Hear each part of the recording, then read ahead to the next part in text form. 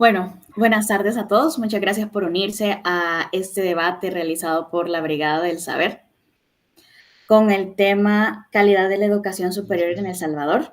Gracias a todos por unirse y ser parte de este debate. Los integrantes que van a debatir son Diego Francisco Chicas, José Francisco Enríquez y William Adalberto Merino. A cada uno ya se les compartieron las preguntas y las instrucciones, pero para que quede también récord de aquí, van a ser 3 preguntas y cada quien para la primera pregunta tendrá 2 minutos para participar y luego de que cada uno participe, 1 minuto para replicar a los demás miembros o para fortalecer su punto principal. Y para la segunda y tercera pregunta tendrán 1 minuto para participar y 1 minuto adicional para complementar o refutar el punto de la otra persona. Hasta el momento no sé si alguno tenga alguna pregunta. Listo. Entonces estamos todos claros, por lo que podemos dar inicio. La primera ronda será con la siguiente pregunta. La pregunta es: de acuerdo al documento La Declaración Mundial sobre la Educación Superior en el siglo XXI, una lectura desde América Latina y el Caribe, realizada por la UNESCO en 1999, se establece que se demandó de las universidades que asuman el desafío de participar decididamente en el mejoramiento cualitativo de todos los niveles del sistema educativo, específicamente mediante la formación de docentes, la transformación de los alumnos en agentes activos de su propia formación y la promoción de la investigación socioeducativa respecto a los problemas actuales. Basado en esto, ¿cuál es su evaluación de la calidad de la educación superior en El Salvador actualmente? Vamos a iniciar con la respuesta de Diego Francisco Chicas. Hola, buenas tardes a todos. Gracias a Gabriela por su moderación y a los demás compañeros. Bien, para contestar la pregunta, pues yo creo que en El Salvador definitivamente tenemos muchas deudas en este aspecto de calidad de la educación, pues en todos los niveles, pero en la educación superior considero que también es crítico. El compromiso de todas las instituciones para promover la formación de docentes, pues es una deuda de que al menos en la institución pública, que es la que yo puedo dar fe, ya que participo y soy parte de ella, que es la Universidad de El Salvador, no es una política eh, vigente tratar de que sus profesores se cualifiquen, sino que es al interés de cada quien. Y yo creo que necesitamos políticas que promuevan ese tipo de, de formación. En el sector privado, creo yo que hay un compromiso mayor. Disculpen que estoy cerca de una calle.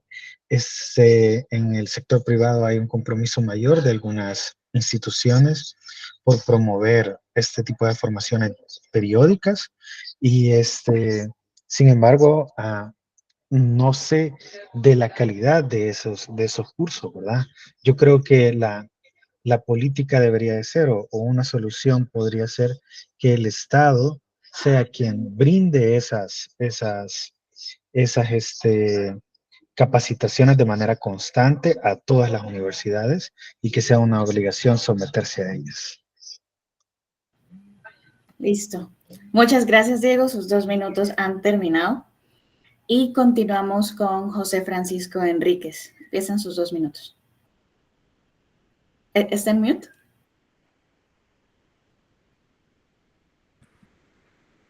Muy buenas tardes a todos. William, Diego, Gabriela, gracias por estar moderando este debate. Pues bien importante estos espacios porque venimos prácticamente a complementar y a retroalimentar algunas cosas que ya como profesionales nos damos cuenta en el ámbito. Sin embargo, es bien importante, de acuerdo a la Declaración Mundial de la Educación Superior en el siglo XXI, que estamos en estos momentos ya prácticamente en una situación, unas circunstancias bastante avanzadas en lo académico, pero más sin embargo vemos, y quizás voy a compartir una parte de lo que me antecedía Diego, de que tenemos deudas, ¿verdad?, en El Salvador, en vista de que, si bien es cierto, nuestro país es parte de los acuerdos internacionales, de los tratados de derechos con respecto a lo que es la UNESCO, y se han ratificado diversidad de documentos, pero han quedado solamente en lo que son empapelados. Más sin embargo, en la línea prácticamente, que en este caso en el país solo tenemos la Universidad de El Salvador, que relativamente podemos decir que es una universidad que es semiautónoma, pero más sin embargo la educación se está viendo un poco no acoplado a esta Declaración Mundial de Educación, que El Salvador fue parte también. Entonces considero que en la actualidad se necesita que estos conferencias o estos documentos o estos tratados sí se firmen, pero con una responsabilidad de los funcionarios en turno, para que prácticamente, o sea, ingresen sí a El Salvador de acuerdo a las declaraciones que se hacen. Porque si bien es cierto, el documento nos menciona sobre lo que la UNESCO decretaron en ese documento, valga la redundancia, pero sin embargo en la práctica, desde mi punto de vista, estamos lejos de acoplarnos a los acuerdos que en ese documento se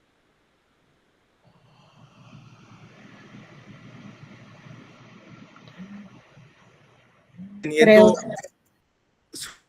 teniendo en cuenta que a través de lo que es la educación en nivel superior, pues los que hemos tenido la oportunidad de poder estar ya en un nivel superior, nos hemos dado cuenta que todavía traemos muchos percances de lo que fue en nuestra educación básica, por decir algo, porque no se ha fortalecido. Y este instrumento viene a eso, a que se forme prácticamente la verdadera línea de trabajo en educación, y que los diferentes ministerios en los países puedan prácticamente mejorar su currícula educativa para una educación de calidad en El Salvador. gracias, Francisco. Creo que lo perdimos ahí por un segundo, pero gracias por su participación. Y ahora continuamos con William Merino. Ok, perfecto, un gusto. Bueno, mi aporte, pues básicamente es muy similar al de ustedes. Es decir, que estamos en una crisis de calidad de la educación, ¿verdad?, que viene desde una falta de articulación basal en la educación de nuestro país, o sea, la educación primaria, desde la primaria hasta el bachillerato.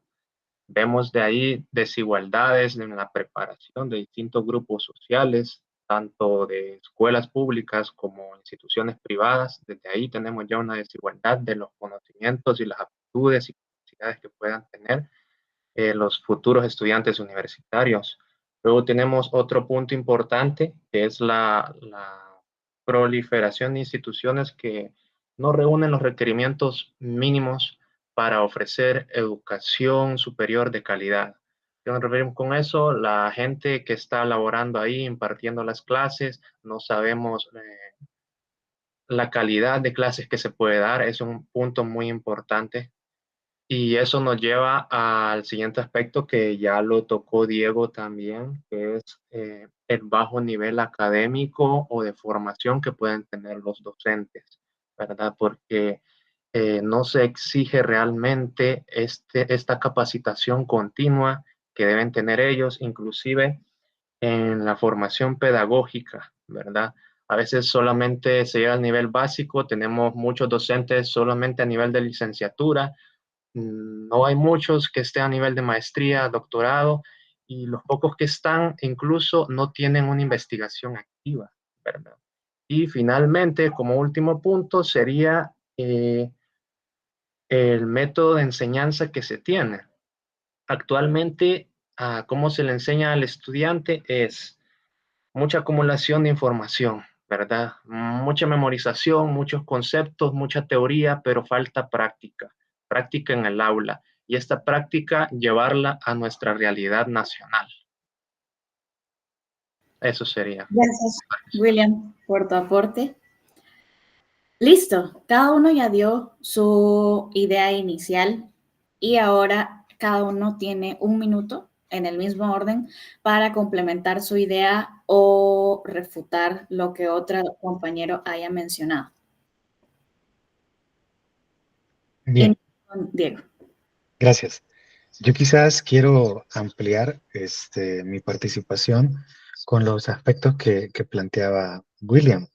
Yo creo que es bien importante tomar en cuenta que el documento de la Declaración Mundial de la Educación Superior, y creo que es natural verlo así, William lo planteaba, es que la calidad de la enseñanza debe ser un concepto pluridimensional, es decir, no solo la calidad académica, la calidad de la enseñanza, sino también los programas académicos que estén actualizados, la, la investigación, tener acceso a becas, tanto para el personal docente como para los estudiantes, que los edificios estén en buenas instalaciones, etcétera, ¿no?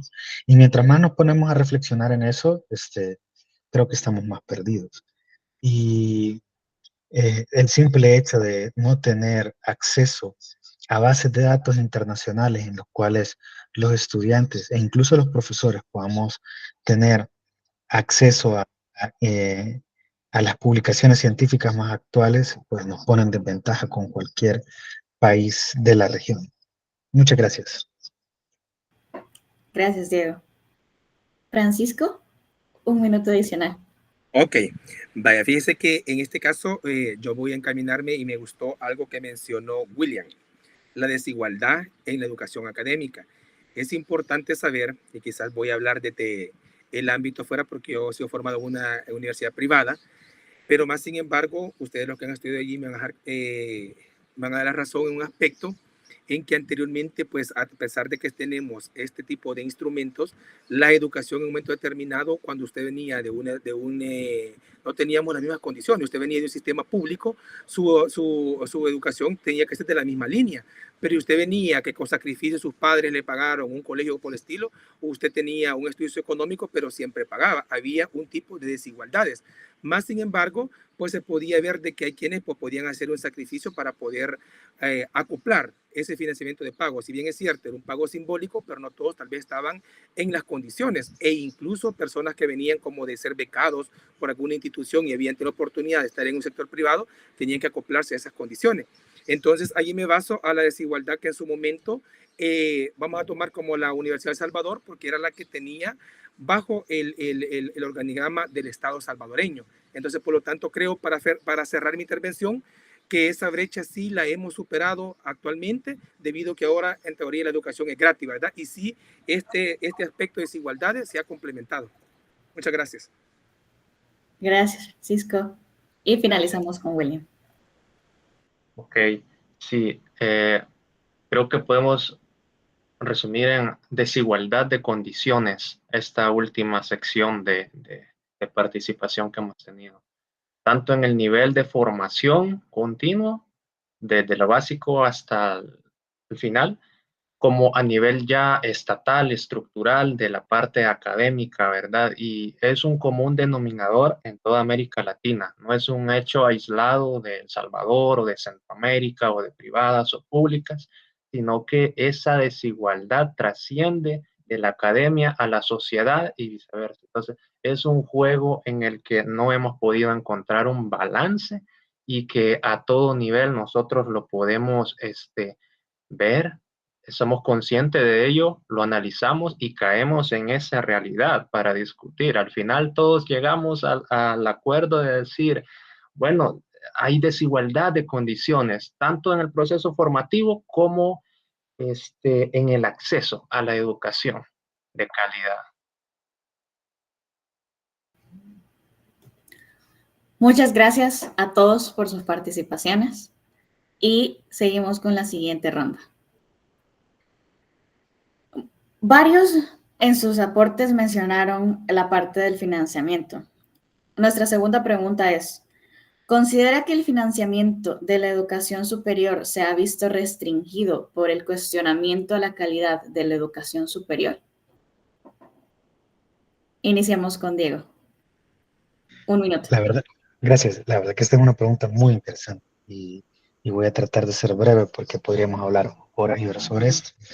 Yo creo que este es como la serpiente mordiéndose la cola o quién fue el primero, si el huevo o la gallina, porque de, la falta de financiamiento es una realidad, pero histórica, al menos en el sector público. Ahora, habrá que preguntarnos si lo que ha tenido al menos el presupuesto de la Universidad de El Salvador en los últimos 10 años podría haber administrado, se podría haber administrado mejor y haber tenido una mejor calidad de enseñanza. Y ese es el cuestionamiento. Y ahora hay como una pregunta o una, digamos, una tela de juicio, o se ha puesto en tela de juicio en toda la sociedad salvadoreña de, de, de, de una manera que yo no he visto precedentes, la calidad de la educación superior pública, es decir, de la Universidad del Salvador. Ahora, ¿va a mejorar? El día de mañana va a mejorar si el gobierno desembolsa lo que se debe. Honestamente, yo no lo creo. Tiene que haber un cambio de verdad administrativo, legislativo, y pues a lo mejor tendrá que ser duro. Gracias, Diego. Francisco, su aporte. Ok. Siguiendo la misma lógica de las preguntas, considero de que en este caso el financiamiento en la educación superior es como un detonante bastante, como una bomba de tiempo que en este momento afecta pues a todas las personas que desean de una u otra forma seguirse preparando. Más sin embargo, podemos ver ya prácticamente en lo que es en sí la Universidad de El Salvador. Estaba ahí como que viendo unos documentos sobre su presupuesto que manejan y sobre una deuda que tocaba Diego de que pues ahorita carece de eso. Y sin embargo sabemos que cualquiera podemos pensar que la Universidad de El Salvador es autosostenible, pero ustedes saben de que son muchos los compromisos porque así desde afuera ahí se puede visualizar. Pero sabemos de que si no se le sigue inyectando el factor financiamiento y apostándole a una educación más vanguardista, esto prácticamente sería como detonante. Y veamos del punto de vista que la Universidad de El Salvador es como que la escuela de más formación para los salvadoreños. ¿Por qué razón? Porque no todos tienen la posibilidad de poder ir a una privada. Sin embargo, hoy por hoy no tiene la capacidad, la universidad, aunque se diga así en los medios de que sí, no tiene la capacidad. Uno, en la tecnología, como nos hemos dado cuenta nosotros, la formación que estamos teniendo, hay bastante diversidad para eso. Por lo tanto, considero de que sí, el financiamiento está afectando muchísimo a la educación superior. Gracias, Francisco. William, tu aporte. Gracias.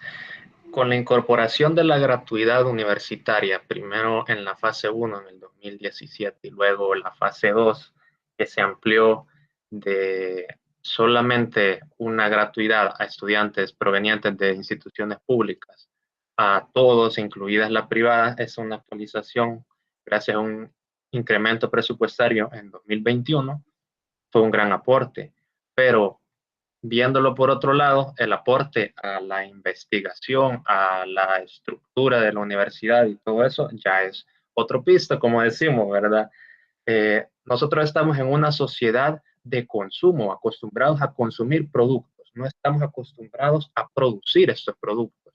¿Y qué es lo que se busca producir desde la academia? Conocimiento o aplicación de este conocimiento para incorporarlo a la sociedad y enfocar estos productos en los problemas de la realidad salvadoreña.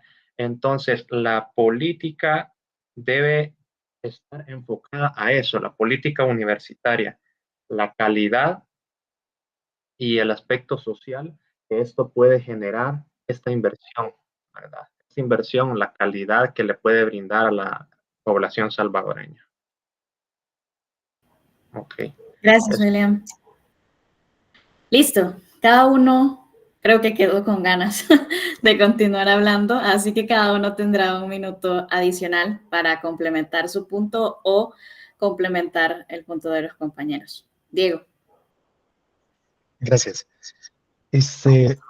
Aparte, quiero retomar la idea de William. Yo creo que la universidad debe de verse también si bien como una entidad productiva, pero no desde el punto de vista capitalista, ¿no? De decir, le vamos a cobrar a los estudiantes y vamos a ser autosostenibles, la palabra que decía José, porque la única manera o la manera tradicional en la cual se ve que las instituciones de educación superior pueden generar dinero a través de las cuotas y de las matrículas. Sin embargo, la Universidad de El Salvador y todas las instituciones de educación deberían de ser un espacio en el que se aporte a la sociedad soluciones a los problemas reales. Yo no veo ahorita una universidad que esté dando una postura sobre el caso de las inundaciones, sobre el caso de la prevención de desastres naturales, etcétera, ¿no? Entonces, digamos, son cosas que se deben de producir, a lo mejor, es cierto, hace falta presupuesto, pero yo creo que hay insumos que se tienen y que deberíamos de aprovecharlos.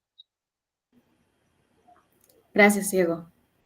Francisco, para complementar. Bueno, complementando el debate que tenemos, si bien es cierto, volviendo al tema de lo que es financiamiento, que la Universidad de El Salvador está de una forma gratuita, no más, sin embargo, muy bien un tema que abordaba Diego.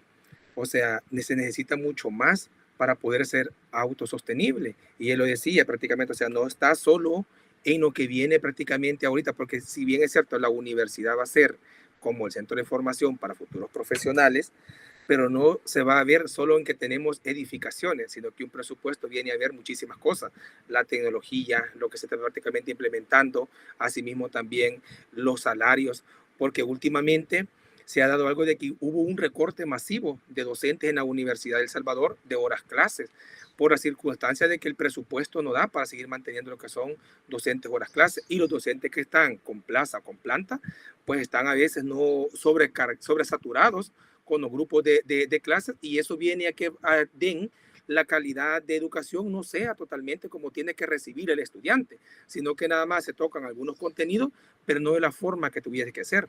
Entonces, de mi punto de vista, veo que el financiamiento afecta muchísimo a lo que es la enseñanza de los futuros profesionales. Gracias, Francisco. William, un minuto para cerrar. Ok, todo lo que se produce desde la universidad, desde la academia, se puede monetizar.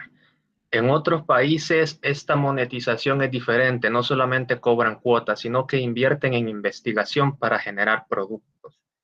Estos productos pueden ser patentes, pueden ser nuevas tecnologías, pueden ser diversos tipos de aplicaciones que tienen una inversión inicial, pero al final al país le genera alguna ganancia. O también en otros países tenemos la parte de, bueno, está lo de los productos, ¿verdad? Productos que directamente pueden generar una ganancia. Y también tenemos la parte de sembrar una semilla para la creación de empresas, ¿verdad? Eso es muy importante porque dinamiza la economía local, y dinamizando la economía local es como se puede ver poco a poco una construcción de la economía en el país, que es la idea de dinamizar estos flujos adentro, fuera del dinero en la universidad, y jugando con los distintos entes que participan a nivel de país, ¿verdad? Eso sería quizá un complemento para esta participación. Gracias, William. Gracias a todos por sus aportes para esta segunda pregunta. Y para finalizar tenemos nuestra tercera pregunta. Mucho hablamos de la calidad de la educación. De acuerdo al Objetivo de Desarrollo Sostenible número 4 sobre educación de calidad, se busca garantizar que para 2030 haya una educación de calidad inclusiva y equitativa, y que se promuevan oportunidades de aprendizaje permanente para todos. En los próximos 5 años, ¿se puede esperar una educación superior de calidad en El Salvador? Cada uno tendrá un minuto para responder, y luego de cada participación, otro minuto adicional para complementar o refutar el punto de otra persona. Diego, comenzamos contigo. Muchas gracias, Gabriela. Bien, la verdad que el paso que obligó, el paso que el COVID obligó a dar a todas las instituciones de educación superior, que fue la virtualidad, definitivamente fomentó llegar a sectores o permitir que personas que se dedicaban o que tenían otras actividades económicas, pudieran llevarlas a la par de su estudio, ¿verdad? Yo creo que eso ha sido algo importante para la inclusividad y llevar la educación para todos, pero la inclusividad debe ser más de eso, debe ser más que eso. Yo creo que un paso importante es la cuestión económica que ya se tocó, que al menos ahorita en este contexto la universidad pública es gratuita, sin embargo tiene un examen de admisión y esa es la barrera, ¿no? Que los estudiantes que vengan de las instituciones de bachillerato puedan tener, puedan superar esa prueba. Y eso pues viene también, es una barrera de calidad. Así que yo me quedaría hasta ahí. Gracias. Gracias, Diego. Francisco, su turno. Bueno, yo en esta pregunta quizás voy a diferir, porque con la Agenda 2030, a través de los Objetivos de Desarrollo Sostenibles, que si bien es cierto, es enfocada la pregunta, creo de que hay dos palabras claves, inclusivo y equidad, para crear oportunidades de aprendizaje. Pero esto no puede quedar solo de esta forma. Creo de que actualmente el problema que estamos viviendo en El Salvador, que tenemos como referencia, vuelve a la Universidad de El Salvador, porque es como el termómetro que tenemos para medir la educación. En este sentido, yo creo que ahora con los cambios que vamos a tener de la nueva ley, es importante que todos los gobiernos que están formados dentro de lo que es la universidad, las autoridades de la Universidad de la Ciudad, tienen que crear una política pública, pero ajustable a la educación y alcanzable. No con propósito ni objetivos soñados, sino con algo que podamos alcanzar, porque para garantizar permanente es el aprendizaje para todos. Eso es bien importante porque hay muchas brechas ahorita en la educación por poder debatir sobre ellas. Entonces yo quiero cerrar con esto, que es importante que veamos el lado bueno de esto que se está cambiando, la ley de educación superior, para que la Universidad de El Salvador proponga una política alcanzable para que El Salvador y los legisladores puedan aprobar algo en beneficio de todos y todas. Gracias, Francisco. William, su turno. Ok, sí, realmente, siendo francos, no se va a alcanzar. 5 años es muy poco tiempo para la cantidad de cambios que necesitamos, ¿verdad? Actualmente, pues en Centroamérica tenemos dos grandes problemas, todas las universidades, que son el financiamiento, es uno, y la autonomía universitaria es otro. Los gobiernos siempre están queriendo meter injerencia en las casas de estudio, cuando no tendría que ser así, y la autonomía a veces solo está pintada en un cuadro en la pared. Entonces, hay muchos problemas a nivel estructural que hay que resolver para lograr tener esa igualdad, esa equidad, ese mismo acceso a la educación entre todas las personas, porque socialmente hay mucha desigualdad social. Hay personas con mucho dinero y hay personas con muy poco dinero. Entonces, esta brecha social es muy amplia. Entonces, es un problema estructural que no lo vamos a resolver desde la universidad nada más, sino que ya es un tema de país. Entonces ya es algo más profundo. Imagínense, ni siquiera las estructuras básicas de acceso tenemos en la universidad, como rampas para llegar a todos los salones de clase, no hay suficientes. O para aquellas personas ciegas que estudian braille, los profesores no todos están capacitados para darles clase. Entonces, realmente esta inclusión, y no hablo de inclusión forzada, hablo de inclusión real, no existe ni va a existir en 5 años. Gracias, William. Listo, cada uno tiene 1 minuto para complementar o para refutar algo que su compañero haya mencionado. Diego. Yo no sé si es refutar, pero la idea de William, creo que cuando hablamos de esa equidad, es que en la universidad debe ser un espacio en donde no debe de importar el origen socioeconómico del que llegas. O sea, no importa si tú vengas, o sea, la universidad debería ser un espacio en el que te traten igual a de donde vengas y de que tengas las mismas oportunidades, ya sea de la clase en la que de la clase socioeconómica de la cual vengas. Tu educación previa definitivamente va a dictar algunas ventajas, ¿no? Todos hemos visto eso cuando llegamos en primer año, que los que vienen de X colegio les va mejor en mate que a los que vienen de otro lugar. Pero yo creo que ese debería ser el espacio universitario al que hablamos de equidad. Finalmente, ya que estamos por cerrar con esta pregunta, quisiera aprovechar a compartirles que en una parte de la Declaración Mundial de Educación Superior que habla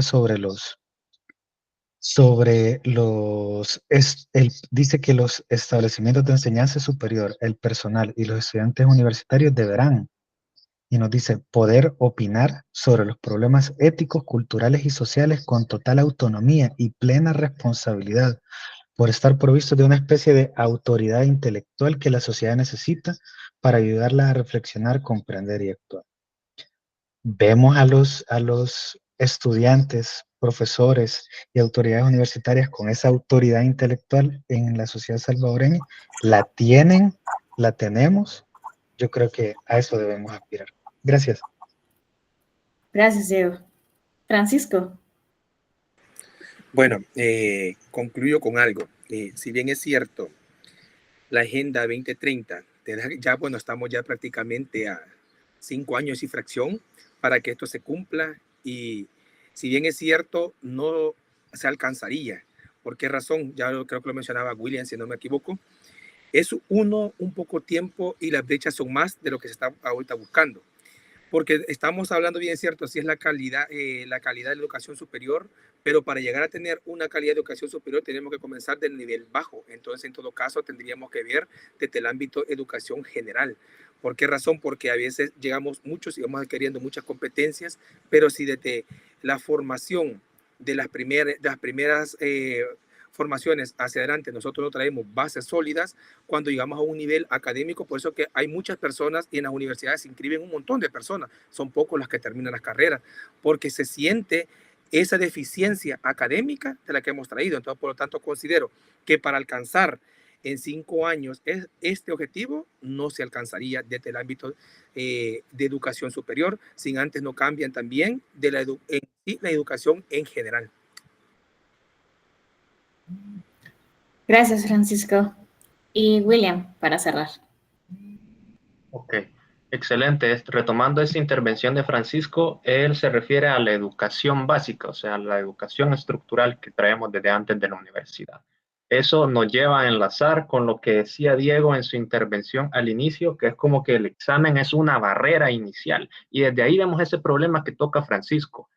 Cuando hay esa desigualdad en los exámenes, dependiendo del lugar de procedencia de ese estudiante, desde ahí podemos evidenciar la profunda desigualdad que tenemos, porque el estudiante que pagó en una privada y el que iba a una pública debería haber tenido una igualdad de condición en su educación, pero no la tuvo, y lo vemos en el examen de admisión de la Universidad de El Salvador. Entonces, acá viene lo de cómo se afecta cómo influye e impacta a las clases desfavorecidas socialmente el proceso educativo, ¿verdad? Porque aunque no queramos, hay un desfavorecimiento.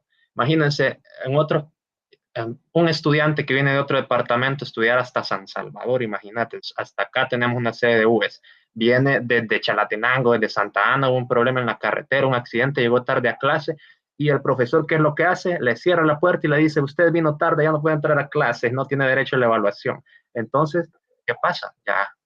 Entonces son problemas muy profundos, arraigados a nuestro sistema educativo, desde lo básico hasta la educación superior. Y eso sería para cerrar. Listo. Muchas gracias a todos nuevamente por cada uno de sus aportes para las preguntas. nuevamente encarezco a que continúen enfocándose en esta parte de la calidad de la educación. Sé que el tiempo probablemente se sintió bastante corto de acuerdo a todos sus aportes, pero muchas gracias por cada uno de ellos. Y con esto cerramos. Claro, muchas gracias, un gusto. Muchas gracias a todos y a todas. Muchas gracias.